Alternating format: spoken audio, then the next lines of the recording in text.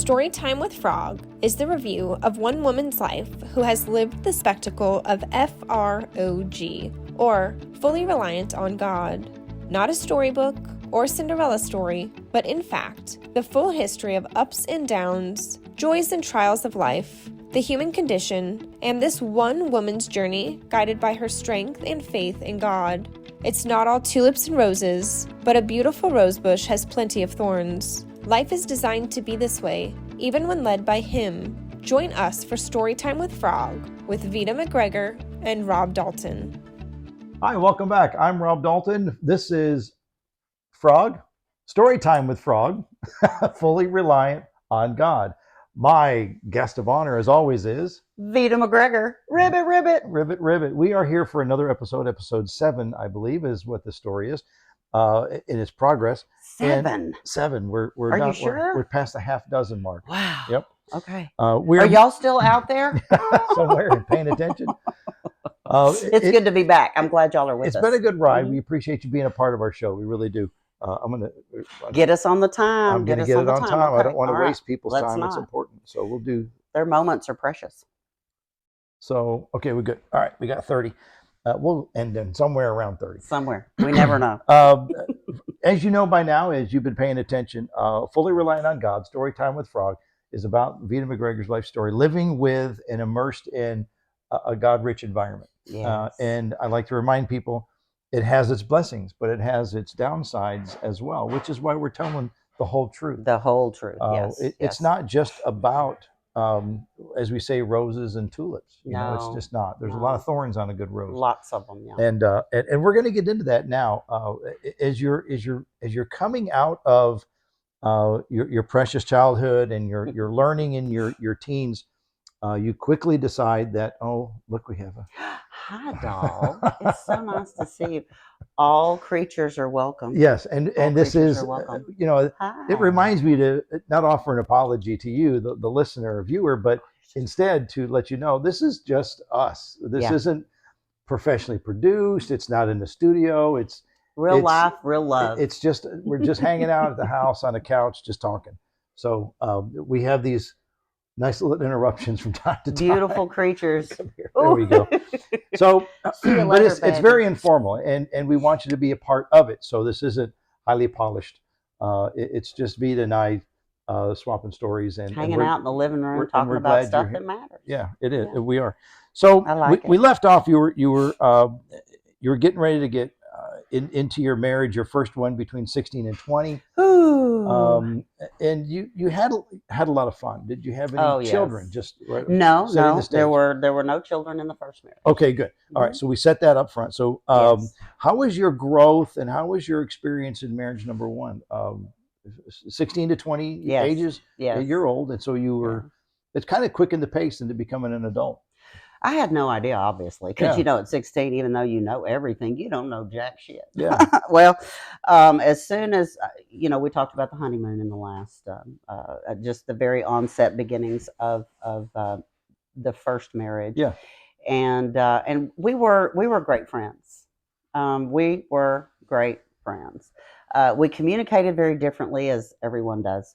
But we weren't strangers. No, right. not at all. Right. Not at all. Yeah. We had some water under our bridge already as friends. Yeah. And so learning how to live in the same house and cohabitate, that's a challenge on the best days for the best people. But we were able to find ways to have inexpensive fun. Because I began to work full time due to the need of him not keeping his job. And so I had to quit high school and go and work full time at Kelly Springfield Tire Company. And no harm, no foul, just a shift. He ended up going into the Air Force, which I have tremendous respect for, and was very proud to be his wife as an Air Force wife. And followed him to AIT school in Colorado, and then on out to a SAC base in Vandenberg Air Force Base. So you moved away from home. My little nest. Yes, my little 3 generations of unconditional love. Yes, I definitely spread my wings and flew out there. And we had a lot of really interesting life experiences. together. Of course, his service was fortunately non-combat. I was very grateful for that. And but we did. We had a lot of fun. We had a nice little apartment. We lived on base for a little while and then moved off base after that. But one of my greatest memories with this wonderful man was I'm a car girl. I grew up a tomboy. I love cars. Yeah. I know I was a race car driver in another life. So I have a need for speed. Yeah, speed yes, queen. I do, Yeah. very much so. And grew up, on the quarter-mile track that we had in Duncanville before they developed I-20 and stuff out there. I was always with my guy friends, and we were running those wonderful hot rod cars, classic cars. They were great them in the now. day. They were. I'll tell you what, when that 70s. Give me the late 60s. Okay. I like the late 60s preferentially over the early 70s. The cars. Yeah. But that little Chevelle SS, that little '69 Chevelle SS. Yeah. Now there's some heat in that bad boy. And one of our dearest friends is a little bit older than us, named Glenn. Glenn was our rock star. He was our lead guy on car stuff. And Glenn is still an amazing car guy today. But we purchased together a '66 Chevy and Chevelle SS, and it had a perfect, pristine engine, tranny, everything about it except for the body. Okay. Was flawless. Interior great, exterior questionable. Yes, okay. Exactly. Well, so then we took a little time and looked around and found a perfectly pristine body in a boneyard. So we took those two things together, and the two of us, with some help from a couple of buddies of his also, and we ended up stripping down everything and transferring it over to the body. Now that took us maybe, probably we got it completely wrapped up in about 5 months, 4 to 5 months. Yeah. Which was like working every night. Sure, it has every single night. A lot of details. So much, all the way down to the headliner. Yeah. I mean, we put everything in that other car. Now you talk about something to be proud of. Yeah. You had sweat equity. Boy, did we ever. And then taking it out, and running it against some of the other little hot cars was very gratifying. Very, very gratifying. We did that. We did that. We totally did that. And a lot of couples, they can't even put a desk together, and survive that. So I thought we were rocking along pretty well, being able to do so much, in such great detail together without killing each other, and having a great time doing it, because we both shared that passion for cars. And I got to see, beautiful Colorado, and I got to see beautiful California. And this was about 150 miles north up the coast from LA. Okay. The Air Force Base was. And we lived in Lompoc for a while, which was right next to the base. And it is the flower capital of the nation. And so we had Titan missiles going off on this direction, and then we had the most beautiful flowers down the hill over there in Lompoc. So we were just kind of immersed in all of that craziness over there in California. But we ended up coming back to Texas, and things just fell apart. Just complete differences. I came from a very secure, nurturing place. Yes. Unfortunately, his background and his examples were quite different than mine, and so we didn't speak the same language. We didn't use the same tips, tricks, tools, anything like that. It was like, we've got Greek over here and we've got Chinese over here, and it just didn't fit. Didn't fit. So we kind of came to a point. The final straw for me personally, I got yet again of doing something outside of the marriage that I had never done. Never have done. And I came home after being stranded because my car broke down, but I was accused of being out doing something else. But I was stranded at work. And fortunately, you didn't come home on time. I didn't come home on time. Had to so be I had to be out doing something. So he manufactured a reason instead of finding out the reason. Yes. Okay. All right. Even though I called him first and tried to get him to come and help me, because whatever was broken, the U-joint or something underneath the car, it wasn't anything that I could repair and get home. So I had a cousin who drove a wrecker, who fortunately I was able to get a hold of him, and he helped me. We went and got the party, put it on, and then I got home. And then when I rolled up to the apartments and I started going up the steps to the apartment, I heard rustling in the bushes, in the shrubs. And I kept walking up and got on the landing and went to open the door. And I looked down, and it was him. And he had crawled under the car with a flashlight and was looking to see if I was indeed, lying. right, the part was new. That was the straw that broke my camel's back. So, so I walked up there and said, "Look, this isn't working, and I can't keep going like this. It does not work for me. So I need this to stop. I need this to stop for me. So I need to be done with the marriage. And so I take anything you want. I don't really care, about the stuff part. I just need my clothes." And if I could have this, if I could have the recliner, I think I wanted the recliner. But other than that, I didn't want to part in anger or hatred or anything like that, because I didn't feel that way about him. I still to this day love him. His mother, didn't really get to know his dad, but they're still just incredible people in my life. I'm Facebook friends, and mom, I think is kind of on and off of hospice periodically, and so I'm still attached. I don't unlove people that I fall in love with. And well, how was the love during the marriage?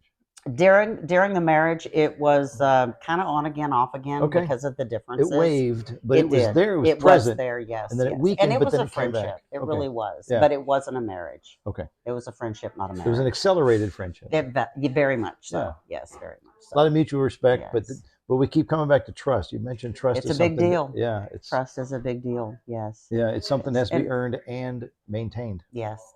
And when you don't have the benefit of learning trust at an early age, Yeah. I find that in those types of people that I have those relationships with those people, what a struggle that is. Yeah. For everybody who did not get that gift in the onset of their life. Right, because it is it can be a foundational element. Yes, it is. Absolutely. And I don't know, to me, I equate it to chasing something rather than it being just presented to you. Yeah. And because like for me, it was just part of my knowing.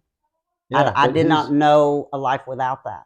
Right. Until I got outside the home of origin and found out that, there's a whole different world out there besides that. But yeah, it's still, it still causes you to question when everything around you doesn't trust. Right. He wasn't exampled that. Right. So he was still learning. Yes. And it's easy to fall off that horse. Absolutely. And even though, and my heart longed for that piece to be healed in him, because that's such a critical piece inside every human being. So I longed for that piece to be healed, but I had no influence. My influence did not modify it at all. Okay. So that's but it ended rather amicably. Yes. We had one of the things with no property, no kids, no big long anything really. The phrase I use is, you grew together, but you didn't grow up. You did more growing, but you grew up apart. Correct. Yeah, you grew up separately. Yes. And it's because my motive, remember, was I'm smarter. I need to be independent. Right. Hey. So give me the chance to get independent. Yes. And okay. Yeah. All right. I accomplished my goal, but not as a partner. Yeah. Not as a partner. Yeah. But you learned a lot. You were exposed to the real world outside of your community. Yes. You got the base aspect and the military aspect, and but you had some alone time. Oh yeah. We had some time by yourself. A little bit, yeah. But you also had the dual time together. So yeah. Okay. So and I always like to say, I would not go back. Oh yeah. And change a single thing. Right. Because I treasure even the hardest moments. Because without the hardest moments, I don't have experiences to connect to other people in their hardest moments. Yeah. So if I only had that beginning, that perfect little, unconditional beginning of trust and love and all the things that everybody deserves, well, then I can't connect to other people that have been injured and that did not have that. Yeah. So that's a tremendous gift that was given to me as a result. And to this day, that is what I treasure the most. Yes. It's relatable. It's what connects me to other people. Yeah. Because coming up in a perfect, so to speak, relative to the rest of the world, I suppose, It, you know, it was. I felt a little set up for Yeah. a while because it was so different Yeah. outside my home. Hmm. Yeah, and that's the thing about our journey. You know, even though you may get the insight of knowing how it's going to end, it's like going to college. You know, college is going to end Right. with a degree. Right. But you can't just fast forward to there. You have to go through the Oh experience and the yeah. journey of it. Yes. And even though there were times when you were pretty sure you, Semester by semester. and even though you knew your marriage may be ending soon, Right. you still had to go through the journey of growing and then letting that go. It's all part of what makes us rich with knowledge. Yes. Is the journeys in getting to our outcomes. Yeah. Some people are in a hurry to get to the outcome, but then, you know, I know in our medium worlds, Yes. as a mediums, sometimes we know answers, but we still have to walk the path. We do. to We get do. there. Yes. Yeah, Yes. and it doesn't. But you're right. It makes it relatable to other people. Yeah. So after you concluded that first one, how did you move on? What did you do next? Did you move back home? Did you find your own space? How do you transition No, out of? I did not move back home. I found a roommate, a Okay. female roommate, and for the only time in my in my young adult life where I lived on my own, so to speak, without a mate, uh, you know, a heart mate or a parent or, you know, husband or whatever. So it was my first time to live independent of all of those connections. Yeah. I went buck ass wow. That's what happened. Straight up, I went buck ass wow. PG-13, remember? Um, because now I'm 20. I'm not 16 anymore. Yeah. And I've lived a little bit of life.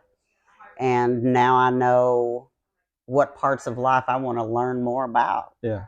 And coming up. Now that you had some exposure, yes, you got to see a little bit of the menu of life. And it was you know, it was looking pretty sweet from a single seat. It sure was. Remembering that I do have that addiction. Yeah. That sex addiction, don't forget. Because although it was dormant, right, and calmed down at 9 years old, and I stopped reporting on other people, it just it kicked into high gear. That's all I know. It did. It took off. It kicked into high gear. I'm living in a 2-bedroom, 2-bath apartment, all bills paid. Really? Oh yes. Yeah. Fireplace. We're running the So you had some fireplace, got the disposable air income. conditioner going all at the same time. Oh, it was just phenomenal. And and the apartment was on Northwest Highway.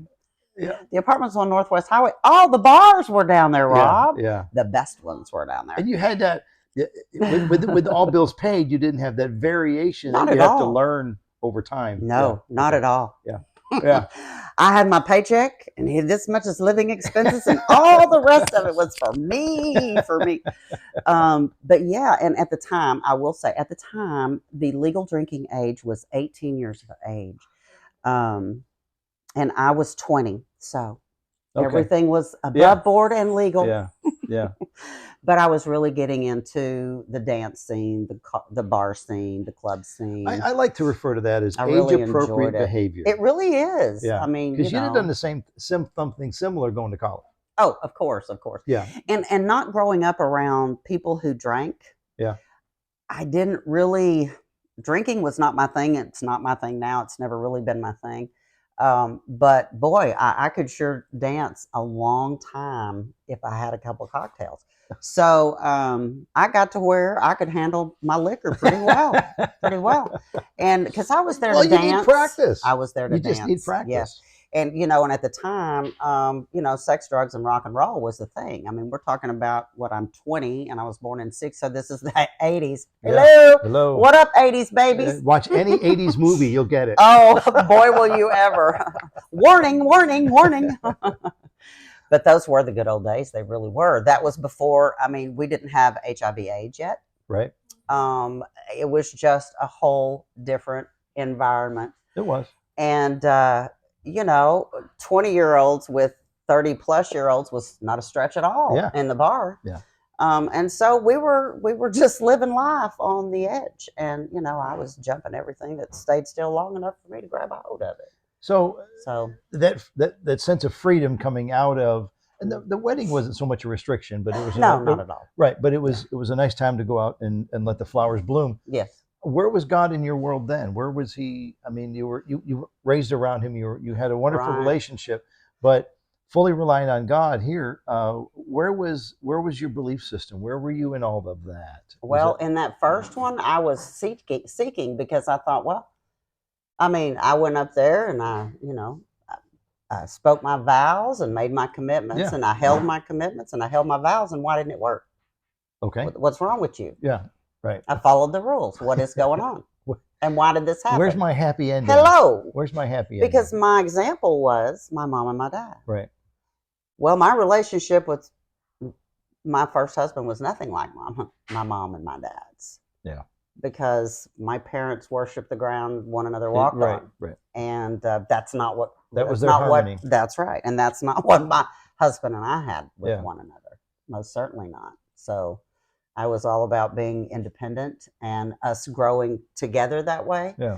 But bless his heart, he was just kind of hanging on, trying to survive the trauma he had survived. Sure. In his childhood. In his childhood. Yes. In the marriage. Absolutely. Yes. Okay. Yes. So because he did experience grave loss when his household fractured.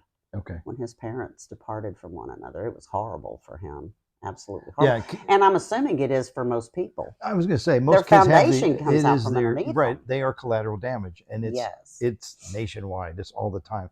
Some are better than others. And see, I was the weird kid that didn't have that didn't have a broken home. Well, for some people, the divorce makes things better. Well, yeah, they got twice the stuff. And they get rid of the toxicity. Then they get rid of yes. Because not everybody is meant to live together forever. Right. No matter how much we want it to be that way.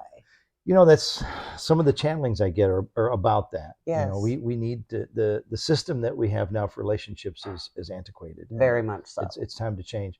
But that's a whole yes. Well, we said conversation. My first marriage was my motive was to be independent. My second marriage was at that time based on my limited exposure for the sex. Yeah. I since found out that was a big old lie. But that was the motive that got me into the second marriage. Yeah. Mm-hmm. Yeah. As shallow as that is, but that's what it was. Yeah. That's all it was for me. That's all it was for me. But I know you still had your faith. You still had your belief systems. You just carried them with you. Yes. Still prayed over his children. Yeah. The second marriage, his children, and all that stuff. Yeah. I just wanted to mention that just because you were out in the free world again, or for the first time, you didn't lose all that. You carried it with you. Yes. It looked different. It did look different. Yeah. Because I was still we were still very much connected. My trust was in a different place. Yeah. Because I felt betrayed from the first marriage. Okay. Mm-hmm. Oh, so, okay. Yeah. So he was kind of in timeout. Okay. In a sense, See, that's what I want to get to is you kind of put him aside. And said, he blew it. Speaking of trust, he blew it. You didn't give me what I thought. Exactly, because that was supposed to be like shame on you. Yes, shame on you because we're not relating the way my parents did, and it's got to be your fault. You're just not doing your intervention like you're supposed to. Yeah. He's such the great manipulator of free will. Not even close. Don't wait for that, y'all. You're going to get old and gray if you do. He does not do that. That's for sure. No, free will's a real thing. Yeah, so. Totally. But it's like you sometimes wonder: did you step aside? Did you? Yes. Hello. Where'd Are you under the rug? Where in the world did you land? Because I don't see you. But yes, but still connected. Yes, still believing, praying, trusting. So how do you find, you had a great time out there living and exploring and growing in a different way. Yes. Back in Dallas area. And how do you get into where you meet the second wonderful? Well, I was changing jobs. Okay. Yes, what happened, I was changing jobs and working personnel for a large insurance company and making sure everybody got paid and everything. And it was time I got hired away at a different company, a better company, doing more, making more, the things that you want to progress into as a career. And my friends gave me a going away party. And so we had it at a bar restaurant down on. Where was I going from there? I can't remember where I went to work after that, but it was for a bigger company. But yeah, so they took me down to this bar restaurant that was on Harry Hines here in Dallas. where there's a lot of fun places to go. And there was a collection of fellas over here at another table, Okay. and they had Dallas Fire Department on them. They weren't firefighters, but they had Dallas Fire Department on them. Well, I went over to play something on the jukebox, and this cowboy walks up to me and says, "You having trouble picking a song?" I said, "No, I got this." Well, he just kept hanging around and hanging around. Well, I did my song, went back to my table. Well, then he's coming over to the table. You know how y'all are. Yeah. You know how y'all are. Migrating, just keep migrating over. And he asked me to dance. Well, I loved to dance. Loved to You dance. mentioned that And so, earlier. yeah. So, got up and danced a little bit and talked a little bit. And he worked for the fire department. He was in the fleet maintenance division. So he Okay. worked on the vehicles. 7 years difference. That's the same age difference between my parents. Okay. So ding, Flat, that hit. right. Ding. Ooh, similarities. That box check. Yes, right? Yeah. Fire department. I'm a Check firefighter's mark. brat. Yeah. There's another one. Box check. Yeah, so I thought. So that's where I met number 2. Now, before we get into what's coming, Yes. in the first marriage, was there any abuse? Well, back in the day, it was a time when, and I was talking to my current husband about this. Back in the day in the 80s, what we now know as sexual abuse was just considered guys being guys. Okay. So in the younger years, I didn't know that I was complying to something that I didn't want to do. I didn't understand that. Okay. Here I was, an addict, right? So my brain is all over the place, a sex addict. Thank you. Right. I wanted a little definition. Yes, there, thank you. A sex addict. So my brain is all over the place in manipulation and getting what I want when I want it. But then I have my heart down here underneath my brain that is telling me something different. Okay. So I have this conflict going on all the time. So I feel like I'm being pulled in a tug of war. And heart or satisfaction? Yes. Those kind of things? Yes, okay. exactly that. And thank you. That's why I love talking to you, because you understand. You understand. And so those gravitational pulls were very, very difficult inside, because I literally felt like I had the Father on this side and I had Satan himself on this side, and they were both vying for me. Yeah, the two typical angels on the shoulders Yes. that we've seen in cartoons. Oh, yes. Yeah. If only it was a cartoon. Just a cartoon. Good God, Gert. If it was just a wish. whisper in your Yeah, ear. wouldn't that be great? But yeah, so these things are ticking off, are getting ticked up my boxes. I'm ticking those little boxes off, but then there's something inside of me that doesn't have peace. But you're talking about how you were learning what's now understood as assault. Yes. Yes. And you're learning how you moved into that stage. Yes. Because you're right. Years ago, 40 years ago. Yeah. Golly. Sorry. Thanks for the reality, guys. Yes. Yeah. Golly, that is 40 years. We have. How can that be when I'm 12? None of this math ever works for me. Anyway. A lot of the women have evolved. Yes. In standing up. And that comes with generational change. Absolutely. And generational hurts. Yes. And learning those lessons. And now we are where we are today. But back then, you were going through it. Yes, yes. Because we didn't know that as females, we didn't know that we were supposed to say no. We thought we just have this, we're brought up with this mindset of romance. Yeah. And what that looks like. And in reality of walking it out in a romantic relationship. Yeah. It's very, very different than what you see on television. It was very different than what I saw in my home. I never saw my dad disrespect my mother. I never saw my mother disrespect my dad. So where do you go when that happens? Yeah. I felt like I wasn't even equipped to get past the first gate of understanding of what in the world was happening inside of me, because I felt completely ripped apart. And the age is tough too, because I mean, you're well into the hormonal stages. Yes. Oh yeah. At 20. And you're in the 1st I'm the marriage. one making all the first moves. You understand? I'm the one in control. Yeah. My addiction made me in control. I had to. Back then, women approached relationships with the heart. Yes. Men were after a whole nother part of the body.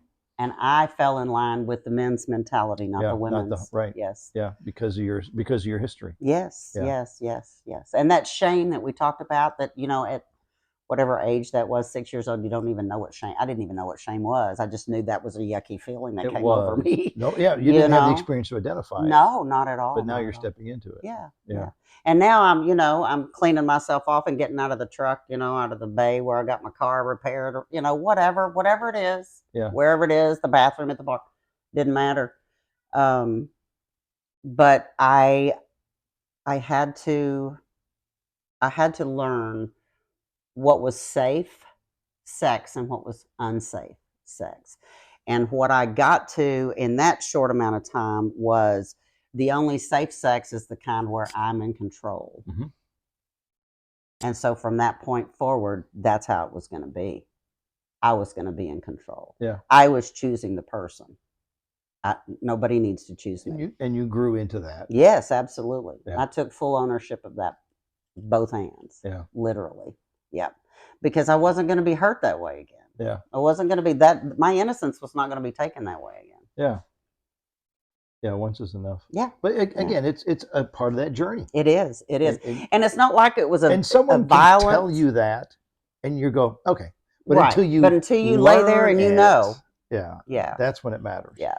Because, see, I thought that sexual assault, I thought there was like violence and torture and all this stuff. Assault. Which, but saying no and not wanting to and then complying just to get them to shut up or get off of you. Yeah. That's sexual assault. Yeah. Just the persuasive part. So to me, the verbiage used does not fit. It did. Right. It did. At all. Yeah. So I've spent the last 35 years trying to help educate people the difference between sexual assault and something else. Yeah. Besides that. Because our mindset is one way, and in reality, right, it's very different. Right. And it's really important that we learn to understand what people are going through. And there's only one way to do that.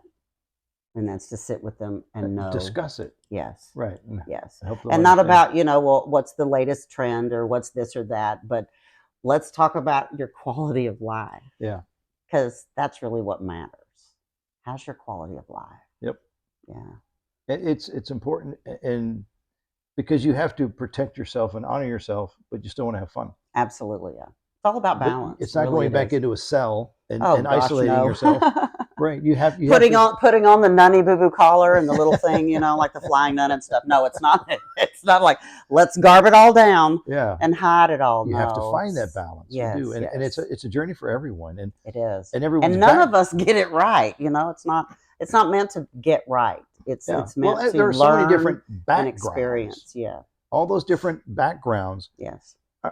Are in a pool, and everyone has to find their match. Yeah. And it's a hot mess in that mess. I'll tell you what, it is a hot mess in that pool of experience, because everybody's is unique to themselves. True. And yours will always be different than mine. And it's mothers and fathers, when they have those conversations with their kids, males, boys or girls. Mm-hmm. Again, it's you can tell them one thing, or to warn them about something, or to protect them from something.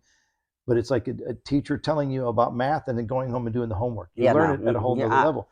So you have to go, whether it's a college experience, yes, or you're 16 to 20, your first marriage, you and then coming out of it, you have to go through those things in life. You just do. Yes.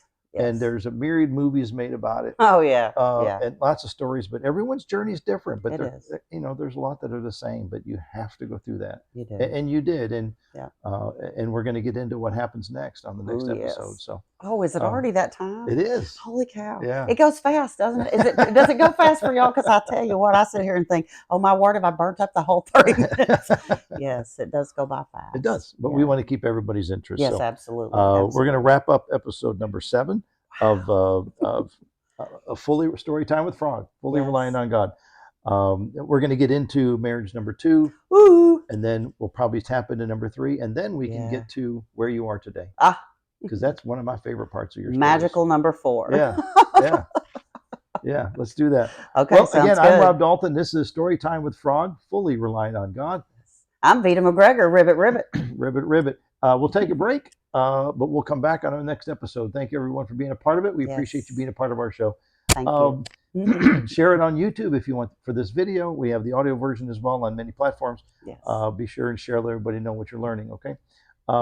We're only talking about the lessons in life and how they're all different for each one of us, but they're kind of the same. And we have more in common than you think we do, but we need time and conversation to talk to one another and find out what those conversations and those similarities are. Yes. Because you can't do it over a glass of wine or a can of beer. And God help us, we don't want to do it alone. No, we don't. No, we don't. No. And so we're glad you're here. So we're finding with conversations like this that you can relate to parts, not all of it, but there are parts of her growth and her experience that I think many of you can relate to. So stick around for episode number 8, but we appreciate you being a part of number 7. Yes. I'm Rob Dalton. Veda McGregor. Ribbit, ribbit. Ribbit, ribbit. Thanks, everybody. See you next time. Okay, bye now.